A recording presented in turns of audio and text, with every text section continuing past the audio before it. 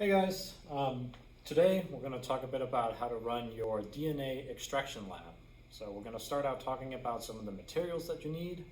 So you're going to want some dish detergent, Dawn or Ajax or something like that, works pretty well. You're going to want some isopropyl alcohol. You're going to need a fruit that you're going to be testing, so you'll want some strawberries. They're going to be one of the ones that you're going to be testing for your lab, and then you can choose another one, bananas, raspberries. Those seem to work pretty well as well. You're also going to need a bit of just table salt, and you'll want a measuring spoon for teaspoons. We're going to be doing that. I'm going to be eyeballing it just with this spoon here. But you are going to need a bit of table salt. You're going to be needing some toothpicks. That's what these guys are called. You need some toothpicks. You're also going to need just a glass or something like that. Since I'm in the lab, I'm going to be using a beaker, but just a regular drinking glasses will work just fine.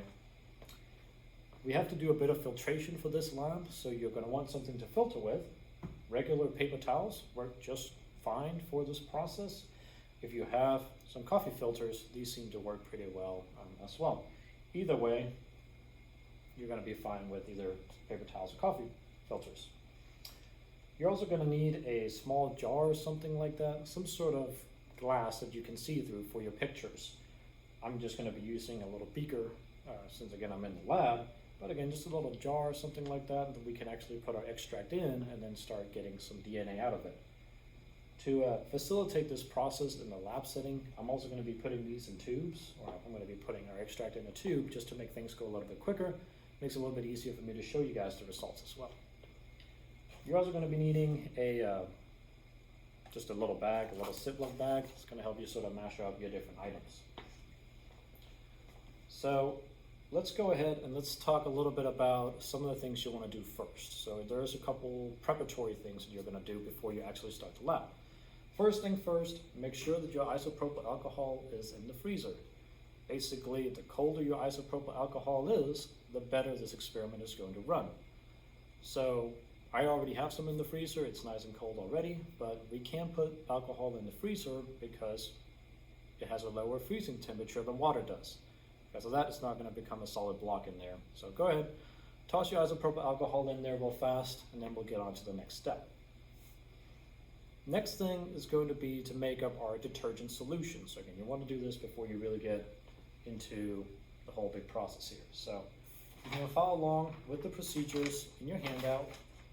But basically what we're going to do is we're going to take our glass and we're going to fill our glass about halfway. So again, I chose a 500 ml beaker because it holds roughly about the same amount of water as a normal drinking glass does. But go ahead and fill these up about halfway. All right. So we got those filled up about halfway. Next thing we're going to do is we're going to add a generous amount of our detergent to it. So normal outline is about twice as much detergent as you would put on your hands if you're like washing your hands with soap. You need enough, basically. You need a good amount in there. If there's some leftover stuff in the bottom, not a big deal. Next thing that you're going to do, we're going to put about 2 tablespoons worth of salt into our detergent solution. So the salt sort of helps separate the cells down. Same thing with the detergent. It sort of helps break down the membranes. And by doing that, we can get our DNA out of the cells inside of our fruit. So we're going to put about 2 tablespoons in there. Again, I'm sort of eyeballing everything that I'm doing here. And at this point, we're just going to start mixing it up. Now this process can take a little bit, especially if you get quite a bit of salt in there. It can take a while to really get all the salt dissolved. But what you really want to do is you want to make sure that all your salt is dissolved, and you want to make sure that all your detergent is sort of in solution in your beaker at this point. So I'm going to go ahead and put this sort of in the back because I already have a solution made up, ready to go, to not waste a bunch of time stirring our little detergent solution. So next thing you're going to do, you're going to choose again a type of fruit that you want to test. You should do strawberries as one of the ones that you test, and then from there you can choose another one. So I already have my strawberries in a little Ziploc bag. The next one I'm going to do, I'm going to go ahead, I'm going to add some of my detergent solution to the bag. You don't need a whole lot. We're basically just going to make a little bit of a slurry in there. Roughly what we're going for is the consistency of like baby food. It's kind of what we're going for. But you're gonna take your fruit, you're gonna mash it up real good inside of the bag. Some things to pay attention to. Letting the air out of the bag is a pretty good idea. It kind of helps you mix it up. There's not so much pressure in there. Other things to worry about with this, sometimes if you're squeezing it a little hard, you might pop the corners of them and then all your stuff goes everywhere, so just kind of be aware of that. But I'm gonna go ahead, I'm gonna get this all smashed up in there. And again, we're kind of going for, it looks like I might have gotten a little bit much detergent in there. Mine's pretty liquidy at this point. But again, you just kind of want to get as many of those solids out of there as you can. So just squeeze it down real good, and then we will see how this turns out. So after we've squeezed this down, again, now we're going to filter our extract.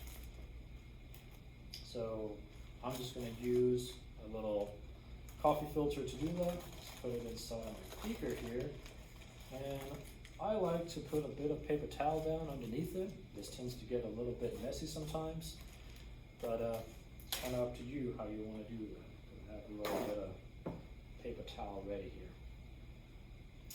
So next thing, again, we're going to pour this in here, and really what we're trying to do is we just want to get as many of the chunks out of the way. So again, we're filtering pretty good there. Alright. Let's get a bit more in there. Good. Make sure it doesn't fall down into our beaker. And to make things go a little bit faster, you can sort of grab your filter and give it a little bit of a squeeze. And in that way, you can just make this process speed up just a little bit.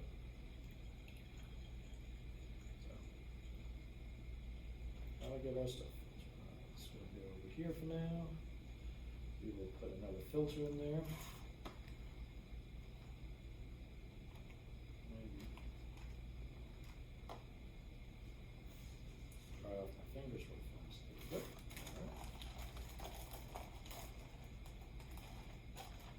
All right. And then we're gonna go ahead and just filter out the rest of our stuff here. So all that in there.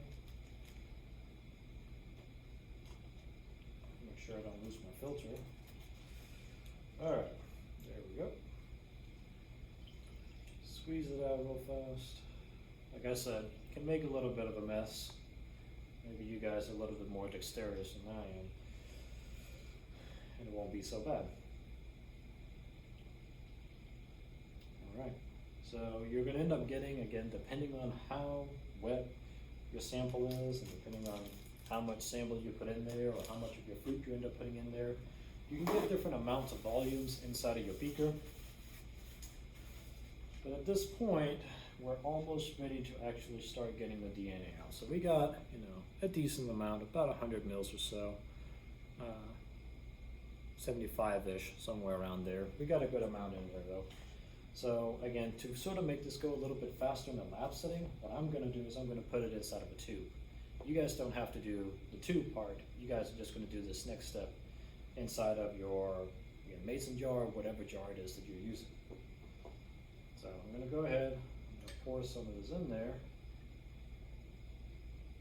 Get a nice good amount of my strawberry juice in there, and then I'm going to grab my cold isopropyl alcohol real fast. Alright, so this next step is pretty important. When you pour in the isopropyl alcohol, you want to make sure that you don't pour it directly into your sample. You want to make sure that you pour it sort of down the side of the jar so that you just get a nice layer of it on top of the extract. Because if you sort of mix it all together, it kind of ruins the experiment. So I'm going to take my tube here, and I'm just going to ever so gently, again, I'm just pouring it, holding it at an angle, down the side to make a layer for my isopropyl alcohol.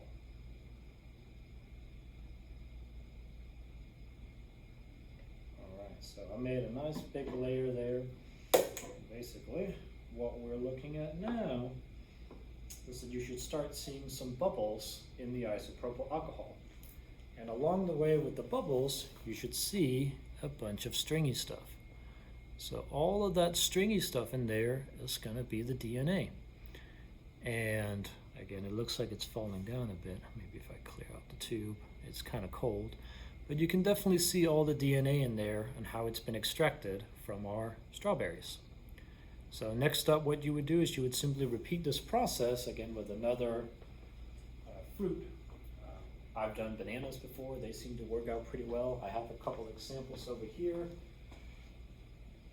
So I did the experiment, sort of a trial run. Here's a bit of DNA extracted from my bananas. Here's one from strawberries. Actually, this one is raspberries, and then here's one from strawberries that I did earlier as well.